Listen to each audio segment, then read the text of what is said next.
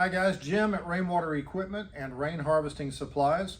Today I'd like to demonstrate how to install a normally open pump down float switch to provide dry run protection to a dumb pump. So in other words, this pump is not on demand. When you put power to this pump, the 8 or 20 submersible pump, it will run and it's going to continue to run until you break the circuit. So the 8 or 20 is a relatively high flow submersible pump that you can use to transfer water from one place to another. You can use it with a float switch to move water, say from a water tank that you're collecting rainwater in over to a storage tank that's in another part of your property. So the way that you do this is I've got a power supply here and I have my wires. So my power supply black wire, hot wire 1, goes to the black wire on the float switch. The green wire, the ground wire, connects to the green ground on the pump. The white neutral wire coming off the power supply also goes to the white wire on the pump.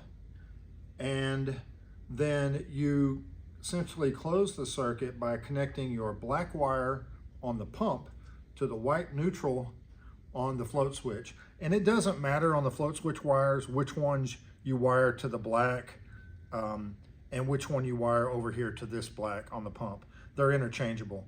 So what I'm going to do now is just demonstrate that when the power goes through, it's going to make its way through the float switch and then to the pump.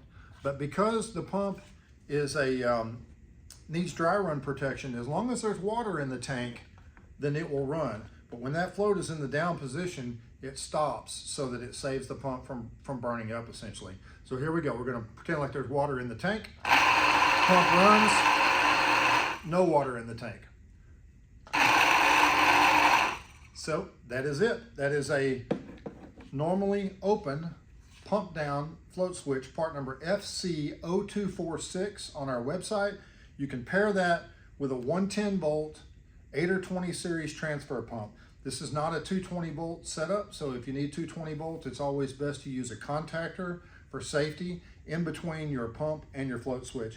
But in this instance, if it's a pump that is a low voltage like 110 that's moving water from one place to another, this would be appropriate.